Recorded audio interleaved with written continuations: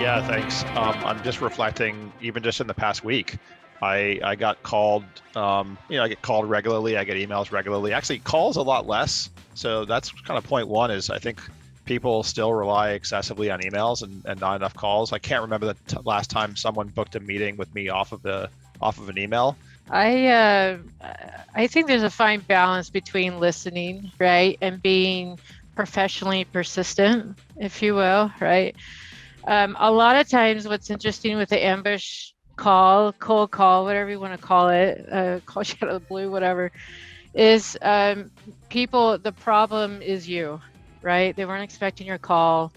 And when sales reps embrace that and just own up to it, it helps to kind of alleviate instead of, hey, I was stalking, I don't give a crap. Who are you? Like, what is it? Right. So just go ahead and throw it out there in the beginning, throw yourself under the bus, admit you're the problem, right? And then just get to it. We essentially take high producers and move them from sitting fat and happy and hitting numbers every quarter to literally dominating the market. And that's a yes, literally. That's it. That's where we leave it. Wouldn't it be awesome to get those Jeremey Donovanisms in their ear? We call it like a whisper. As outreach pops up, the first thing that a green rep that has no idea what outreach does better, they can get a question sent to them directly that says, question, when a problem goes wrong in outreach, how is that customer service? What's that experience like? I'd really like to kick off by getting to know you and what matters most to you at the moment. Tell me more about your role, because it could mean so much to different people, and what are the key challenges that you're facing at the moment? I don't know. I'm very data driven, as you probably discovered. So I'm curious if you've got any data that would tell me whether or not, gifting actually increases conversion rates versus not. Have you guys ever done any A/B testing like that? One of our most successful internal things is that we have this thing called OpNotifier, again, just internal tech.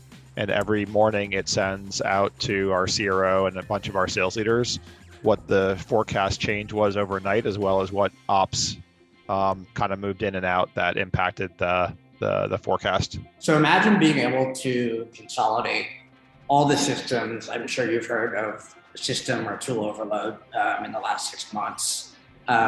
Being able to circulate anything that's important down to the individual team or group.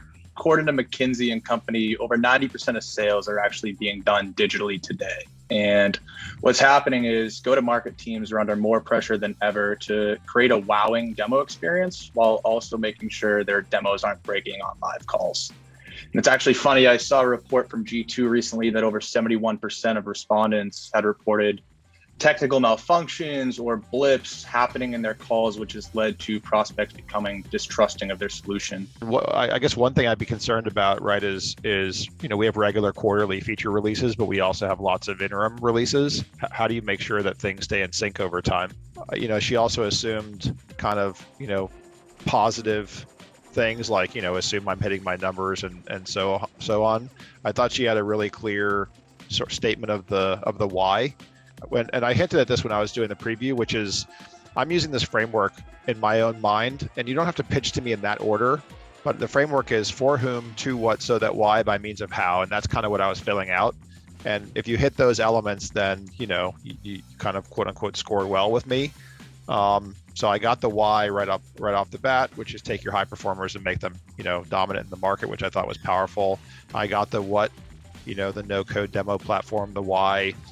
Especially the quantitative why. You were the only one who did that. I really appreciated that. The 7 to 10% uplift in the 2.5 weeks shorter uplift on conversion rate in 2.5 weeks shorter sales cycle. My only constructive thing there was in the beginning. It was like if you contrast you and Cheryl, she was much more conversational, and you were a little more like rigid and rehearsed. But that went away quickly. It was just at the very beginning. Cheryl, Ryan, and Robert, if I said your name, you are not eliminated. You are still on the island. You may still dance. You don't have to dance for your life, whatever. Right. Okay, so the machines will not get rid of the humans. Got it. Okay. All right, William, you saved yourself there.